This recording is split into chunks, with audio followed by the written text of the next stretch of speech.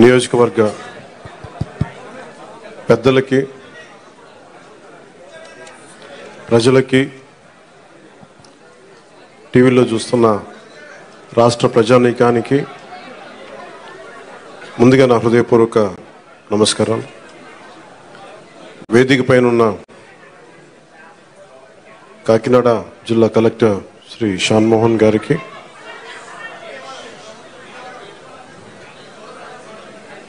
BJP నాయకులు కృష్ణరాజు గారికి, తెలుగుదేశం నాయకులు మాజీ ఎమ్మెల్యే శ్రీ వర్మ గారికి, జనసేన ఇన్ఛార్జ్ శ్రీ మర్రిరెడ్డి శ్రీనివాస్ గారికి హృదయపూర్వక నమస్కారాలు. కాకినాడ రూరల్ ఎమ్మెల్యేన మంతం నానాజీ గారికి కూడా హృదయపూర్వక నమస్కారం. ఈ పెన్షన్ల పంపిణీ కార్యక్రమానికి ఇంత బందోబస్తు నిర్వహిస్తున్న పోలీస్ అధికారులందరికీ, ఎస్పీ గారికి అందరికీ నా హృదయపూర్వక ధన్యవాదాలు, నమస్కారాలు. ఎలక్షన్స్ అయిపోయి రిజల్ట్స్ వచ్చిన తర్వాత ఇదే మొదటి నా విజిట్. ఇది ఇందాక కృష్ణరాజు గారు మాట్లాడుతూ ఉంటే ఎలక్షన్ రిజల్ట్స్ వచ్చినప్పటి నుంచి ఇప్పటిదాకా రాలేదు అని, అది పోయింది అంటే నేను ఒకటే పెట్టుకున్నాను. ఎలక్షన్లు గెలిచిన తర్వాత నాకు లోపల నుంచి ఏముందంటే నాకు ఊరేగింపులు చేసుకోవడం నాకు ఇష్టం లేదు. నాకు పనిలోకి వెళ్ళాలనుకున్నాను. ముందు కృతజ్ఞతని ఎలా చెప్పగలను? ఈరోజు వచ్చి పెన్షన్లు వచ్చి నేను కృతజ్ఞత చెప్పుకోగలను. ఎందుకంటే నేను ఒకటి పెట్టుకుంది ఏంటంటే, ఒక సభ పెట్టాలి అంటే చాలా శ్రమ అవసరం అవుతుంది. ఒకసారి పోలీస్ శాఖ నలిగిపోతూ ఉంటారు. చాలా వనరులు, మానవ వనరుల దగ్గర నుంచి అన్ని రకాల వనరులు చాలా అత్యవసరం అయితే తప్ప అది ముందుకు తీసుకెళ్ళకూడదని అనుకుంటాను.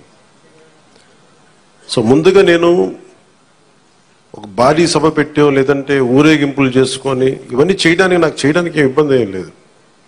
కానీ చేస్తే చాలా విలువైన మీకోసం పనిచేసే సమయం పోతుంది. పైగా నేను తీసుకున్నవి చాలా కీలకమైన శాఖలు: పంచాయతీరాజ్ శాఖ, అటవీ పర్యావరణ శాఖ, దాంతోపాటు పొల్యూషన్ ఉంటుంది, పొల్యూషన్ శాఖ, అలాగే సైన్స్ అండ్ టెక్నాలజీ. పంచాయతీరాజ్లో దాదాపు 3 చాలా కీలకమైన విభాగాలు ఉంటాయి. వాటన్నిటినీ చదవడానికి, అవగాహన చేసుకోవడానికి చాలా సమయం పడుతుంది. ఆ పరిపాలన అంటే ఆ శాఖ తాలూకు పరిపాలన వ్యవస్థలో ఉంటుంది, అడ్మినిస్ట్రేటివ్ డిఫికల్టీస్ ఏముంటాయని. సో ఇవన్నీ అర్థం చేసుకోవడానికి నేను ఈ సమయం తీసుకున్నాను. ఈ సందర్భంగా నేను పిఠాపురం నన్ను గెలిపించిన, భారీ మెజారిటీతో గెలిపించిన ప్రజలందరికీ నేను రుణపడి ఉంటాను. నేను ఎక్కువ మాటలు చెప్పి తక్కువ పని చేయదలుచుకోలేదు, తక్కువ చెప్పి ఎక్కువ పని చేయదలుచుకున్నాను. ఇది మొన్నదాకా మనం తిట్టుకున్నాం,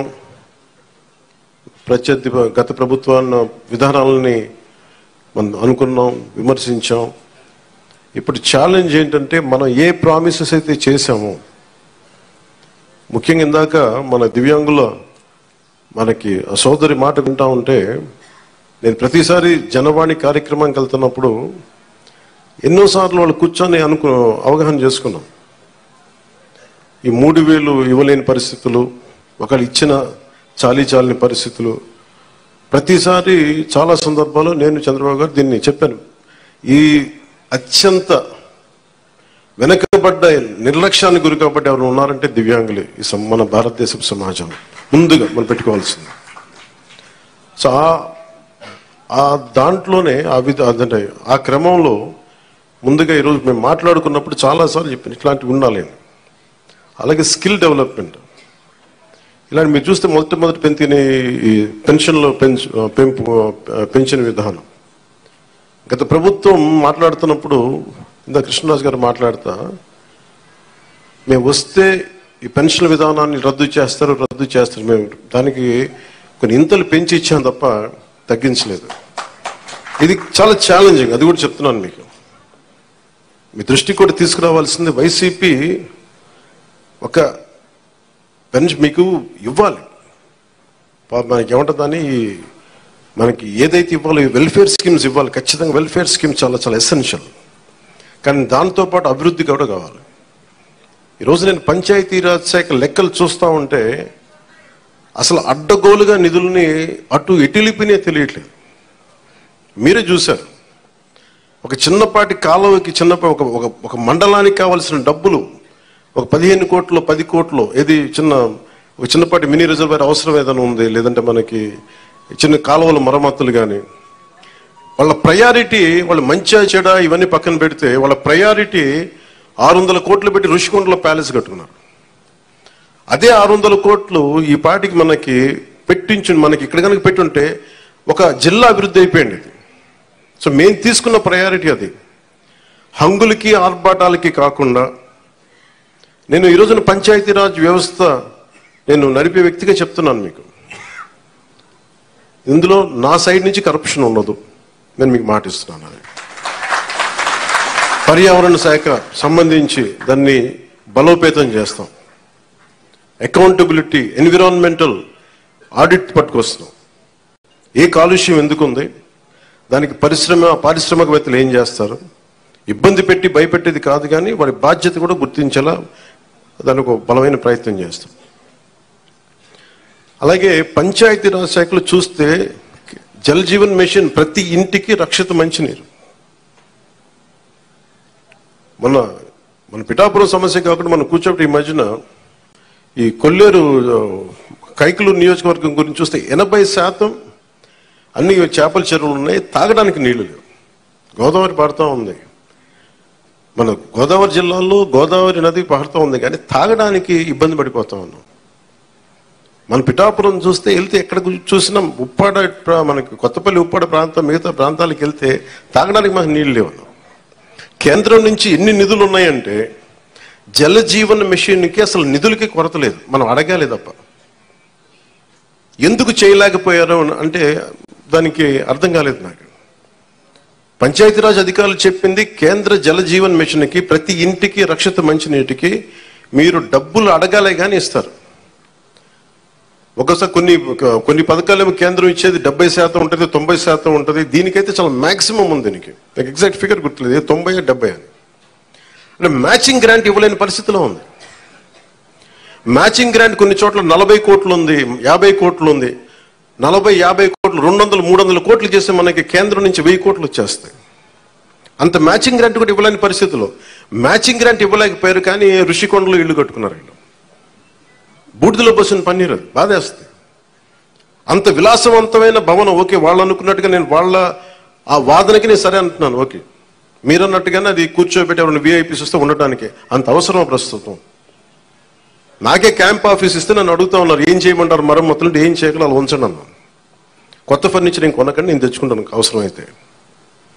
అలాగే మన సెక్రటేరియట్ నుంచి స్టాఫ్ వచ్చారు, మీకు ఈ మధ్యన అసెంబ్లీకి వచ్చారు కదా, మీకు జీతం ఈ 3-4 రోజులు కలిపి మీకు 35,000 వస్తుంది మీకు అని సంతకాలు పెట్టే మనస్కరించలే. నేనేమనుకున్నాను, జీతం తీసుకొని పని చేద్దాం అనుకుంటే యాక్చువల్గా లోపలికి వెళ్ళి పంచాయతీ నిధులను చూస్తూ ఉంటే డబ్బులు లేవు. పంచాయతీ శాఖలు ఎన్ని వేల కోట్ల అప్పులు ఉన్నాయో తెలియట్లా. ఒక్కొక్క హెడ్ తవ్వే కొద్దీ, అంటే ఒక్కొక్క దానికి ఏ హెడ్ కింద ఎంత ఖర్చు అవసరం అని తవ్వే కొద్దీ అసలు అనంతంగా లోపలికి వెళ్తానే ఉంది. మాకు ఒకటే అనిపించింది, ఇవన్నీ కరెక్ట్ చేయాలి. ఇవన్నీ ఇంత అప్పుల్లో మనకి పంచాయతీరాజ్ శాఖ ఉన్నప్పుడు నాలంటూ డబ్బులు తీసుకోవటం చాలా తప్పు అనిపించింది.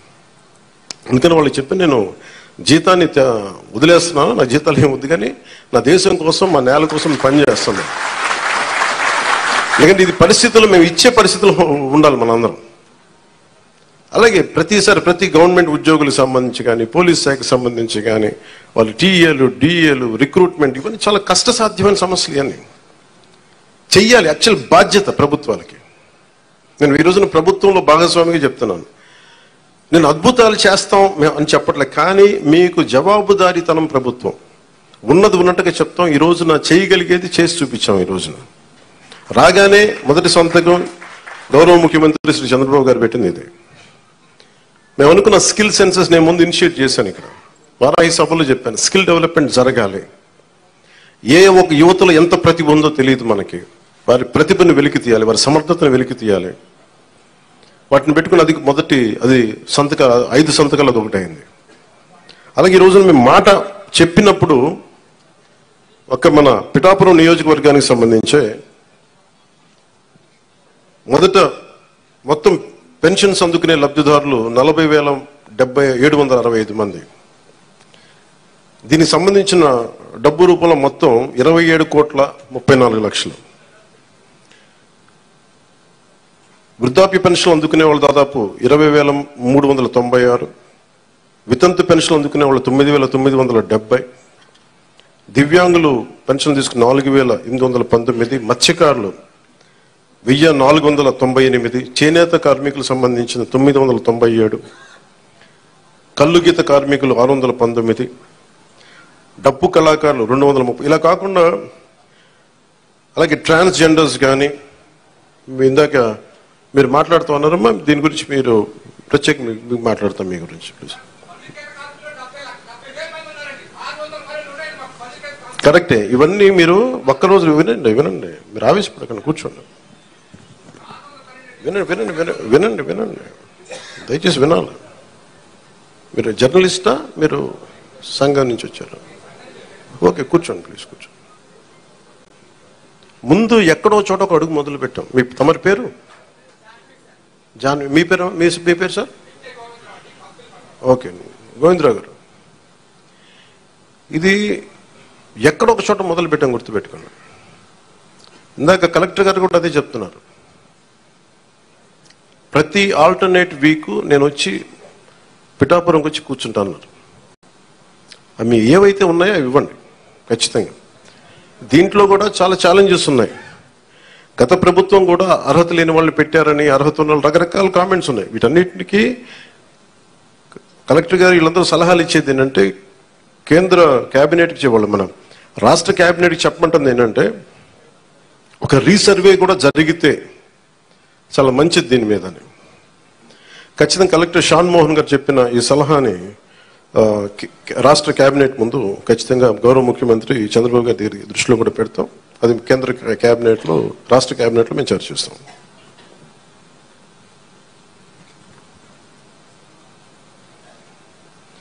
ప్రతి ఆల్టర్నేట్ వీక్ కలెక్టర్ గారు ప్రత్యేకించి వచ్చి ఈ ఏమైతే ఈ సమస్యలు ఉన్నాయి, గ్రీవెన్సెస్ ఉన్నాయో ఆయన మాట ఇచ్చారు. అంటే ఒక యువ కలెక్టర్ అంత ముందుకొచ్చి, నేను ఒక ప్రతి 2వ వారం వచ్చి కూర్చుంటానంత బిజీ షెడ్యూల్ నాకు తెలుసు, ఒక అడ్మినిస్ట్రేషన్ ఎంత కష్టమో నాకు తెలుసు. అలాంటి సమయంలో ఒక ఎవ్రీ ఆల్టర్నేట్ వచ్చి నేను ఇక్కడికి వచ్చి గ్రీవెన్సెస్ నేనే వ్యక్తిగతంగా చూస్తాను అన్నందుకు వారికి ప్రత్యేకంగా మోహన్ గారికి నా ప్రత్యేక కృతజ్ఞత. అలాగే చాలా సమస్యలు ఉన్నాయి. ఇప్పుడు ఉదాహరణకి మనకి 40% దాటితే తప్ప మనకి దివ్యాంగుల సర్టిఫికేట్ రాదు అనేది డాక్టర్లు అసెస్ చేయాలి. ఒకసారి 90% ఉంటుంది కానీ దాన్ని అసెస్ చేయరు.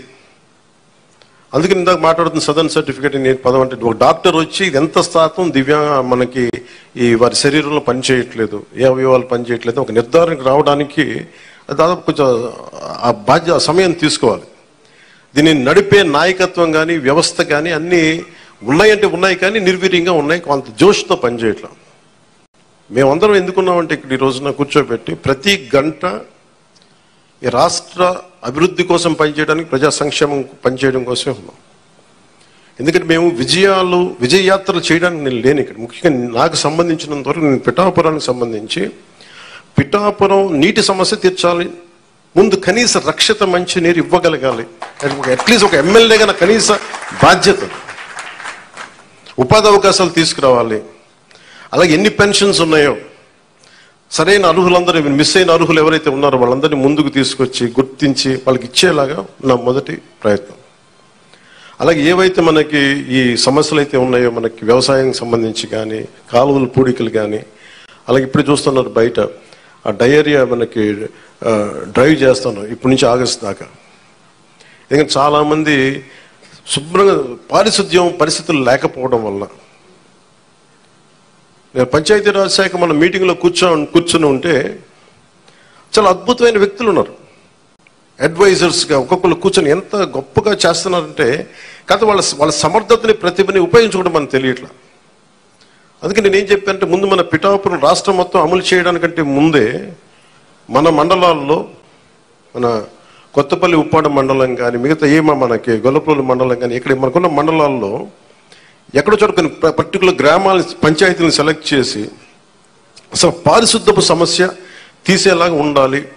అది ఫస్ట్ నా ప్రయారిటీ. అది కనీసం రక్షిత మంచినీరు, కనీసం పారిశుద్ధ్య శుభ్రత ఉండేలాగా. సో ఆ ప్రయత్నంగా ముందు మేము అడుగులు ఇస్తాం. నేను చెప్పాను, ముందు విజయయాత్ర పెట్టమన్నారు రాగానే. నేను చెప్పాను, నాకు ఒక్క ప్రజల్ని ఇబ్బంది పెట్టే సమస్య కానీ, పని చేయాల్సిన పోలీస్ వ్యవస్థకి అదనంగా మళ్ళీ బందోబస్తు డ్యూటీ చేసి బరువు పెట్టే బాధ్యత కానీ పెట్టకండి. వాళ్ళు పని చేయాలి, వాళ్ళు ప్రజల కోసం పని చేయాలి. ఎంతసేపు కూర్చోబెట్టి మనం గత సంవత్సరాలుగా నలిగిపోయాం. ప్రతిసారి నేను రోడ్డు మీదకి వచ్చినప్పుడు ఎంత నలిగిపోతారో నాకు తెలుసు. అందుకని ఈ విజయయాత్రలు ఇవన్నీ పక్కన పెట్టి మీకు నేను పని చేసి పిఠాపురం నా సోదరులందరికీ, ఆడపడుచులకి, అన్నదమ్ములందరికీ నేను పని చేసి మరి అప్పుడు విజయయాత్ర చేస్తే నాకు ఒక తృప్తి ఉంటుంది. గెలిచినందుకు నాకు ఆనందం లేదు. పని చేసి మీ మన్నన పొందిన తర్వాత నాకు అప్పుడు ఆనందం వస్తుంది. మీ మన్నన పొందే వరకు అప్పుడు నేను ఎమ్మెల్యే అప్పుడే ప్రకటించుకుంటాను. ఇప్పుడు మీరు అంటే నాకు హై స్టాండర్డ్స్ పెట్టుకుంటాను. నాకు చాలా హై స్టాండర్డ్స్ పెట్టుకుంటాను. నేను పని చేసే వరకు కొన్ని వదలను. ఇక నాకు పిఠాపురాన్ని నేను మీకు మాటిస్తున్నాను, భారతదేశంలో అత్యంత మోడల్ నియోజకవర్గంగా చెయ్యాలి అని ఒక ఆకాంక్ష ఉంది. ఎందుకంటే పెద్ద పెద్ద పరిశ్రమలు రావాలి, ఇక్కడ కాలుష్యం లేని పరిశ్రమ ముఖ్యంగా రావాలి, అవన్నీ తీసుకురావాలి. ఇక్కడ నుంచి విదేశాలకు ఎవరికైనా ట్రైనింగ్ వెళ్ళాలంటే విదేశాలకు ఇక్కడ ట్రైనింగ్ ఇప్పించి రకరకాల వృత్తి కోర్సుల ద్వారా కొంతమంది పంపించాలి. ఇక్కడి నుంచి చాలా విభిన్నమైన ఎక్స్పర్ట్స్తో మాట్లాడుతాను. వాళ్ళందరికీ ఇక్కడికి రావాలి, తీసుకొస్తాను. అందుకే నేను ఈ రోజున కూడా చెప్పాను, ప్రజలకు అందుబాటులో ఉండండి. నా ఆఫీస్ కూడా చెప్పాను, ముందు నా సేఫ్టీ కోసం పోలీస్ మన సెక్యూరిటీ నామ్స్ ప్రకారం కంచెకించి అవన్నీ తీసేసి ఉంచనివ్వండి. కానీ బట్ ప్రజల దగ్గరికి వచ్చేటప్పుడు మటుకు జస్ట్ ఎలాంటి అడ్డులు లేకుండా చూడండి. ఇదివరకు నేను జనవాణి కార్యక్రమం ఎలా చేశానో నాకు అంతే జనం అట్లాగే ఉండాలి. ఒకేసారి మీద పడితే కష్టం అవుతుంది, అంత మించి తప్ప నేను ఎప్పుడు మీకు అదే అందుబాటులో ఉంటాను, అలాగే ఉంటాను.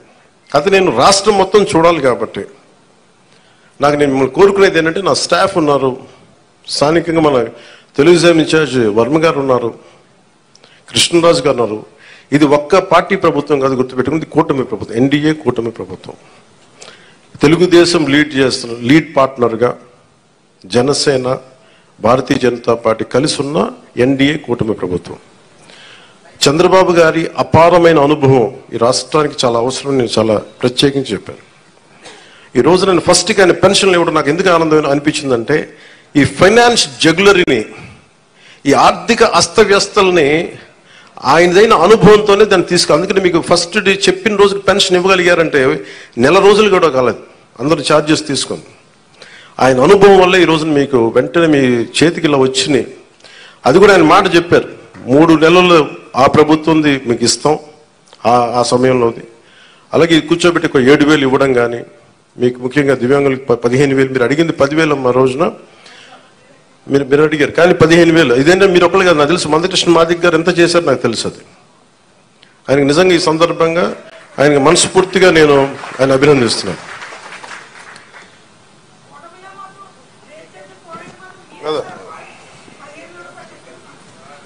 ఇది అందరం కలిపి చేసేదమ్మా.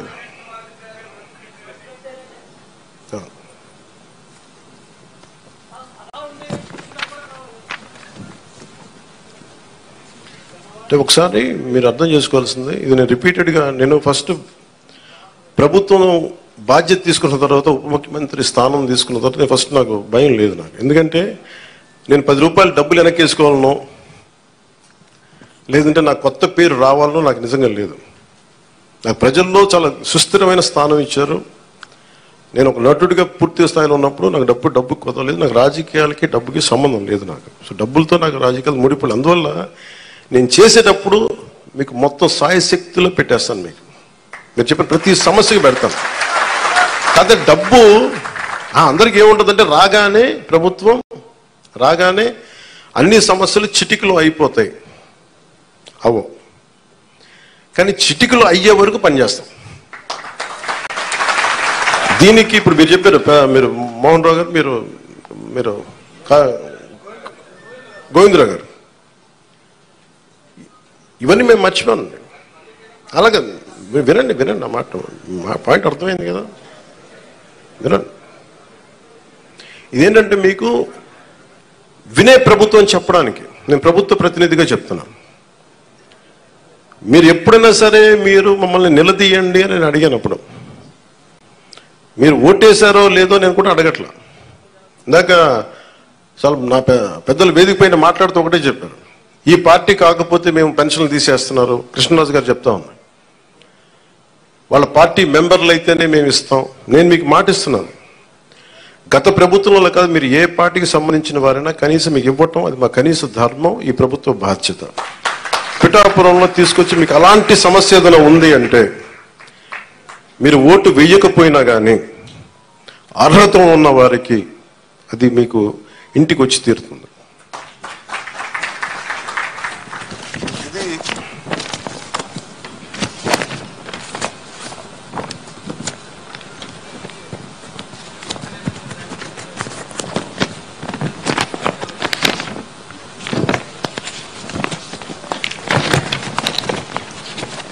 చాలా ఛాలెంజింగ్ ఏంటంటే దీంట్లో గత ప్రభుత్వం విలేజ్ వాలంటీర్స్ అని ఒక ప్రైవేట్ సంస్థను పెట్టారు. డోర్ డెలివరీ చేస్తాం పెన్షన్స్ అని, మంచిది అది. కానీ దాంట్లో ఒక కీలకమైనది ఏంటంటే ప్రతి పెన్షన్కి మా దృష్టిలో ఉన్నది, ప్రతి నియోజకవర్గంలో ఉన్నది కనీసం 100 తక్కువ కాకుండా 300 కనీసం దాంట్లో ఇచ్చినందుకు వాళ్ళు తీసుకునేవారు. దాన్ని లంచం అంటామా లేదంటే చిన్న నజరానా అంటాం, ఏదంటాం, దానికి ఏదైనా పేరు పెట్టుకోవచ్చు. అలా కాకుండా చంద్రబాబు గారి ఆధినాయకత్వంలో ఉన్న ఈ కూటమి ప్రభుత్వం, తెలుగుదేశం లీడ్ పార్ట్నర్గా ఉన్న ఈ కూటమి ప్రభుత్వం, జనసేన వెన్నుదన్నుగా నిలబడ్డ ఈ కూటమి ప్రభుత్వం, భారతీయ జనతా పార్టీ ఆశీస్సులు, కేంద్ర నాయకుల ఆశీస్సులతో నిలబడ్డ ఈ ప్రభుత్వం. నువ్వు చప్పలు కూడా నచ్చిందా? నువ్వే చప్పలు, మోదీ గారి చప్పలు కొట్టాలి మనం ఆయన చేసిన కృషికి. నువ్వు అర్థం చేసుకున్నావు, ఒక్కటే మోగింది కానీ మొత్తం అందరు మోగింది నీ వల్ల. అంటే ఇది వాలంటీర్స్ లేకపోతే పెన్షన్లు ఆగిపోతాయి, వాలంటీర్స్ లేకపోతే పెన్షన్లు ఆగిపోతాయి అని భయపెట్టేశారు అందరూ. మీరు చెప్పండి, ఎక్కడ ఆగినాయి? ఎక్కడ ఆగలేదు. అంటే ఆగకపోగా రెట్టింతలు వచ్చి మీకు ఇంటికి వచ్చింది. అంటే సెక్రటరీ అంటే నేను ఒకటే అడిగాను, మన పంచాయతీ రాజ్లో అంటే మనకి ఒక పిఠాపురంలోనే 620 సెక్రటేరియట్స్ కదా మనకు ఉందండి. జిల్లా మొత్తం మీద 620 సెక్రటేరియట్స్, 600 సచివాలయాలు. వీళ్ళందరూ ప్రభుత్వ ఉద్యోగులు. దాదాపు 6000 మంది పైచిలుక అధికారులు, మనం టోటల్గా ప్రభుత్వ ఉద్యోగుల్ని మీ ఇంటికి వచ్చి మీకు డబ్బులు ఇస్తా ఉన్నారు. వాలంటీర్స్ లేకపోతే ఎక్కడ ఆగినాయి చెప్పండి ఈ రోజున పెన్షన్స్? ఆగో. కానీ వాలంటీర్స్కి ఆల్టర్నేట్ ఎంప్లాయ్మెంట్ ఎలా ఇవ్వాలి అది మేము ఆలోచిస్తాం. అలాగే 620 సెక్రటేరియట్స్ మొత్తం మన కాకినాడ జిల్లా మొత్తం మీద, పిఠాపురంలో 120 సెక్రటేరియట్స్. ఒక్కొక్క సెక్రటేరియట్కి 10 మంది చొప్పున ఒక్కొక్క సెక్రటేరియట్కి. అలాగే ఒక పిఠాపురం దాదాపు 1000 మంది పైచిలుకు ప్రభుత్వ ఉద్యోగులు ఇంకా అదనంగా అవసరమైతే వాళ్ళతో కూర్చొని గతంలో 3 రోజులు 4 రోజులు ఇచ్చాడు. ఇలా కాకుండా ఈ రోజు పొద్దున 6 గంటలకు మొదలు పెడితే ఈ రోజు రాత్రికి దాదాపు 100% అయిపోవాలి. ఒకవేళ 1-2 ఎవరైనా లేక ఇళ్లలో లేకపోయినా, ఇంకో పరిస్థితుల్లో ఉండకపోయినా రేపు అయిపోద్ది. మ్యాక్సిమం రేపు మొద్దున మధ్యాహ్నంలోపు అయిపోవాలి. ఇది టార్గెట్ పెట్టుకున్నాం, దాని దిశగా వెళ్తున్నాం. అందుకని పొద్దున్న 6 గంటలకి ఈరోజు ప్రారంభం అయిపోయింది. దాదాపు నేను వచ్చే టైంకి 25% అయిపోయింది ఇక్కడ.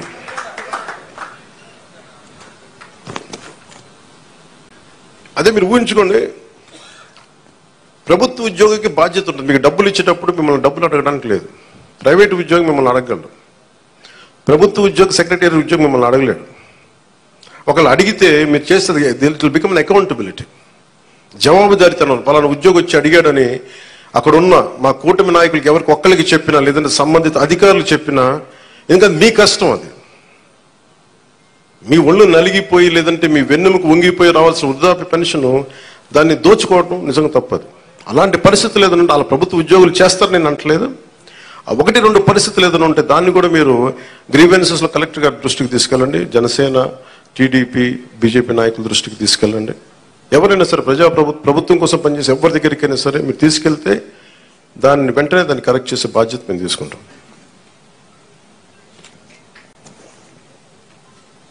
ప్రతి ఎంప్లాయీ దగ్గర ఈరోజు పొద్దున్న నుంచి కనీసం ₹1,00,000 ఉంటుంది.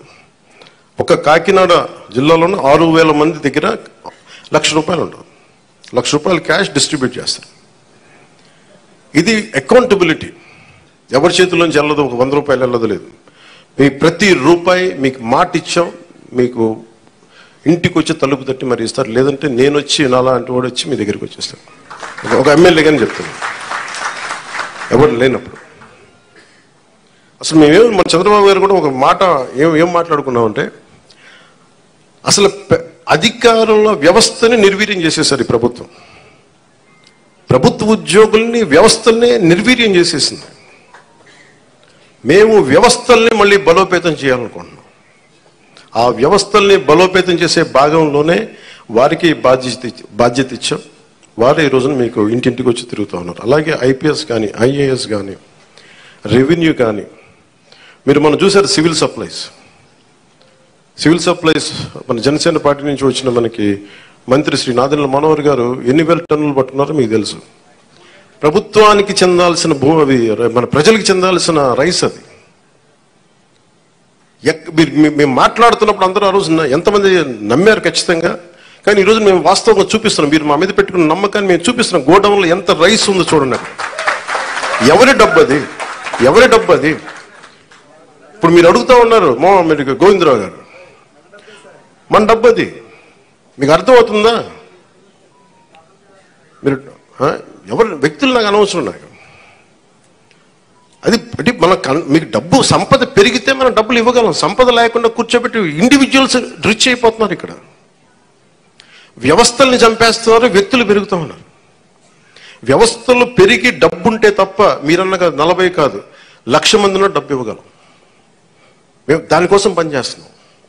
కొంత మీరు పెద్ద మనసుతోటి మాకు మీ ఆశీర్వాదం కావాలి. పని చేయడానికి సిద్ధంగా ఉంది, మనస్ఫూర్తిగా చెప్తున్నాను.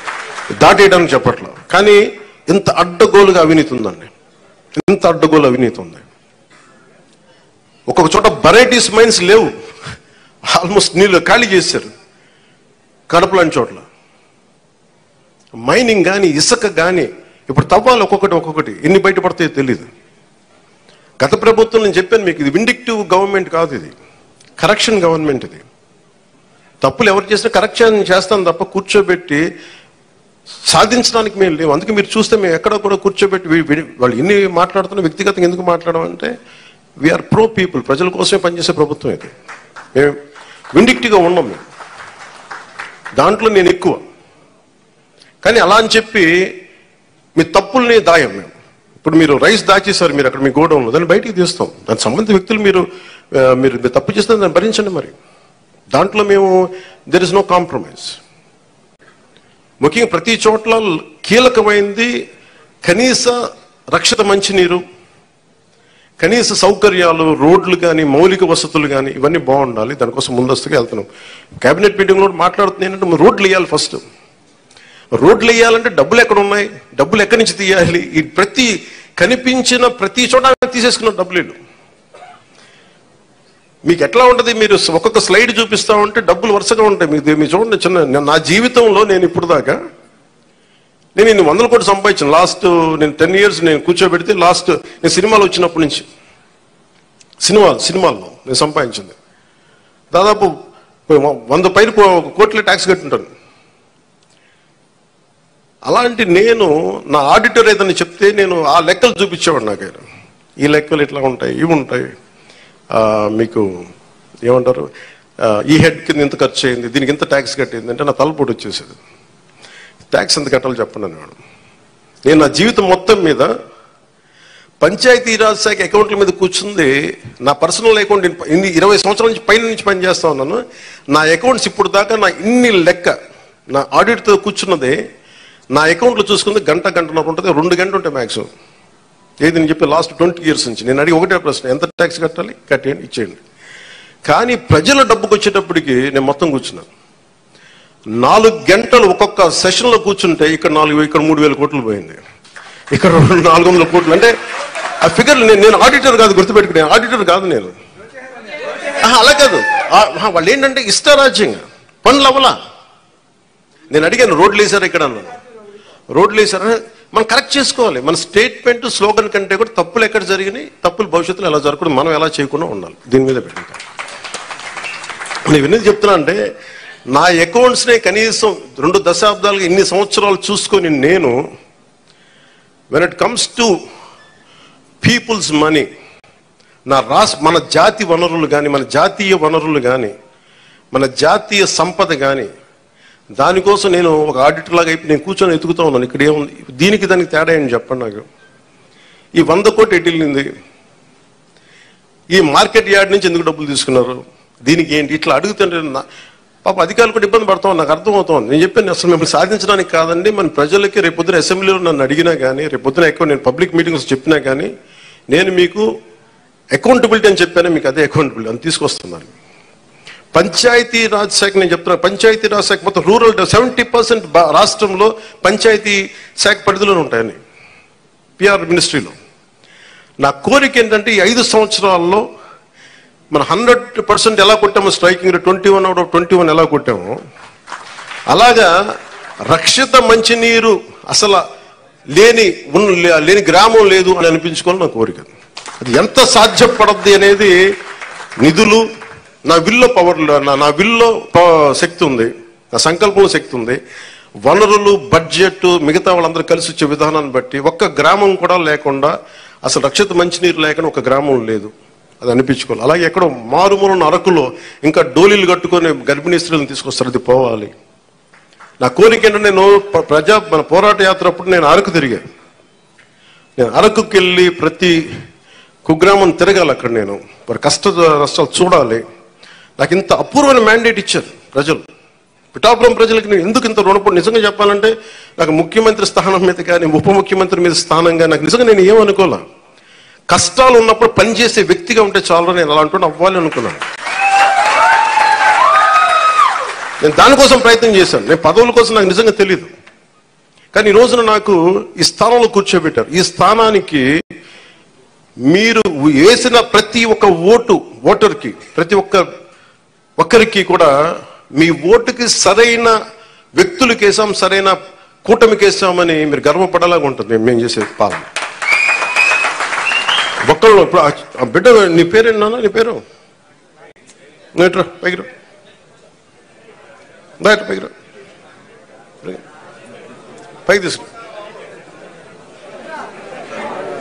ఏం పేరు నీ పేరు, ఏం పేరు నీ పేరు?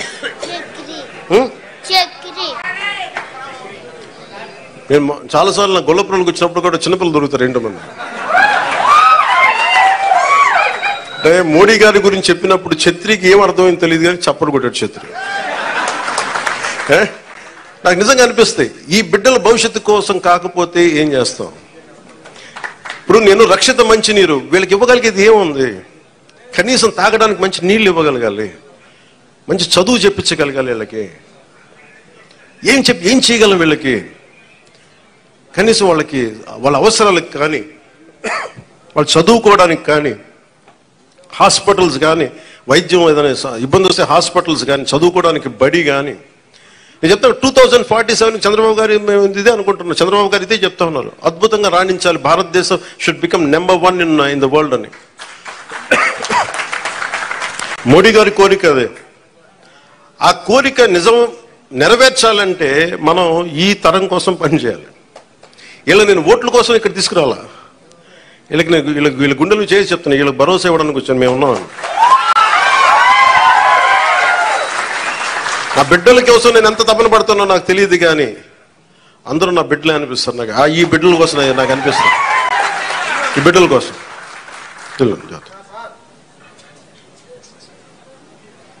ఇక్కడ మీకు మాట ఇస్తున్నాను, నేను ఒక తరం కోసం కాదు, 2 తరాల కోసం పనిచేయాలి. వాటి కోసం పనిచేస్తాను తెలుసుకుంటూ, మీకు తెలియజేసుకుంటూ, మీ అందరికీ మరోమారు అధికార యంత్రాంగానికి, ఆర్డీఓలందరికీ, వేదిక పైన ఉన్న అధికారులందరికీ, ఇక్కడున్న భారతీయ జనతా పార్టీ నాయకులందరికీ, తెలుగుదేశం నాయకులందరికీ, ఇవన్నీ నేను ఇలా తీసుకున్నాము. అంటే ఇక్కడ ఇదండి, ఇది జనవాణి కార్యక్రమం కాదు. మీరు మన నాయకులకి ఇచ్చి నాకు ఇస్తారు, ఇండివిజువల్ తీసుకున్నాను, నేను ప్రత్యేకంగా తీసుకున్నాను. అలాగే ముఖ్యంగా జనసేన నాయకులకి మీరు చేసిన కష్టం నేను మర్చిపోలేను. నేను ఇప్పుడు ప్రారంభించాను, ఇల్లు వెతుకుతున్నాను, ఇక్కడ నా సొంత స్థలం వెతుకుతున్నాను.